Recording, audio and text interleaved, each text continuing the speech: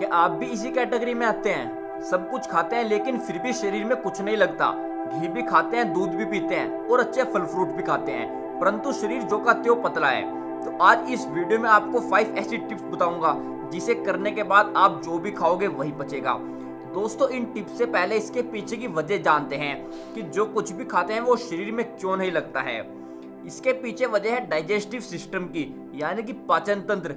जिस भाई के साथ ये परेशानी है उसका पाचन तंत्र बहुत कमजोर है। वो जो भी खाता है उसकी मशीन अच्छे से डाइजेस्ट नहीं कर पाती, और जब खाना डाइजेस्ट ही नहीं होगा वो पेट में ही सड़ता रहेगा, फिर वेस्ट के रूप में बाहर निकल जाएगा। और अब आप कुछ भी खा लीजिए, शरीर में बिल्कुल नहीं लगेगा। अब बात करते हैं पाचन तंत्र यानी कि डाइजेस्टिव सिस्टम को मजबूत कैसे करें।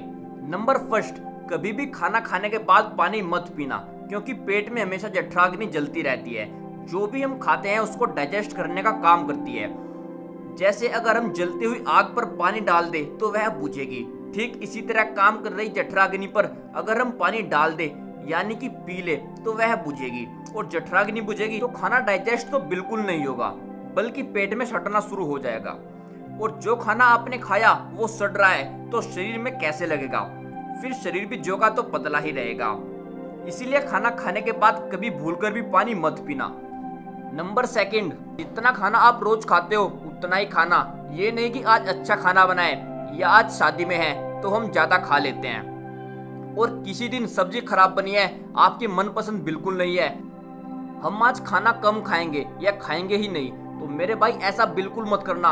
अगर खाना पसंद करके खाओगे, आज कम खाऊंगा आज ज्यादा खाऊंगा, तो आपके शरीर को एक प्रॉपर डाइट नहीं मिल पाएगी, जैसे कार्बोहाइड्रेट, प्रोटीन, फैट, मिनरल्स, और ये हमारे लिए बहुत जरूरी होती है। और भाई खाना कम ज्यादा खाने से हमारे डाइजेस्टिव सिस्टम पर भी जोर पड़ता है, क्योंकि एक दिन आप ज्यादा खा रहे हो तो आपके डाइजेस्टिव सिस्टम को खाना पचाने के लिए ज्यादा मेहनत करनी पड़ेगी।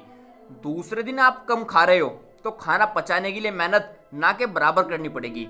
इसलिए भाइयों, लिमिट में खाना खाओ। नंबर थर्ड, जितना खाना आपको खाना है उतना पेट भरकर एक बार खा लीजिए। ऐसा मत करना कि आधे या 1 घंटे बाद दोबारा फिर कुछ खा लिया।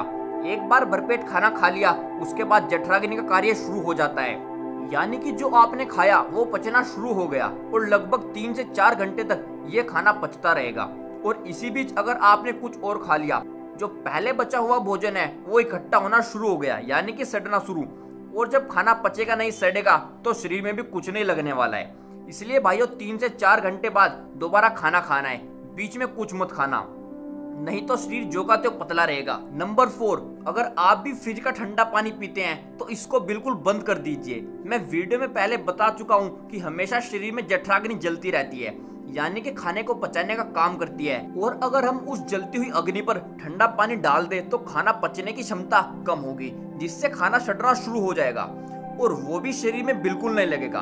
तो फिर आपका शरीर जो का तो पतला ही रहेगा। इसलिए भाइयों, फ्रिज का ठंडा पानी बिल्कुल मत पीना। नंबर 5, हमेशा खाना खाने के बाद वज्रासन पर बैठिए, यानी कि ऐसी क्रिया जो पाचन तंत्र को मजबूत करती है। इस आसन को करने का तरीका है, सबसे पहले दोनों पैरों को पीछे की तरफ फोल्ड कर लेना, उसके बाद लेफ्ट पैर नीचे की तरफ कर लेना, और उसके ऊपर राइट पैर को रख लेना। कम से कम इस पोजीशन यानी कि इस आसन में लगभग आपको 5 मिनट के करीब बैठना है। वज्र आसन पर अगर हम रोज खाना खाने के बाद बैठते हैं तो हमारा पाचन तंत्र यानी कि डाइजेस्टिव सिस्टम बहुत ही मजबूत हो जाएगा। वजन आसन को करने से हम जो भी खाएंगे वो जल्दी जल्दी डाइजेस्ट होगा, और जो खाना जल्दी और पूरी तरह से डाइजेस्ट होगा वो खाना हमारे शरीर में भी लगेगा, जिससे शरीर पतला नहीं बल्कि एक अच्छी हेल्थ में आ जाएगा। दोस्तों, इन 5 टिप्स को करने के बाद आप जो भी खाओगे जल्दी पचेगा और ताकत में बदलेगा, यानी कि शरीर में लगेगा, जिससे आपकी एक अच्छी हेल्थ और फिटनेस होगी। और जो आपकी समस्या है, दूध, घी और फल फ्रूट भी खाते हैं लेकिन शरीर जो का त्यों पतला है, इन 5 टिप्स को करने के बाद आप इस समस्याओं से बाहर निकल जाएंगे।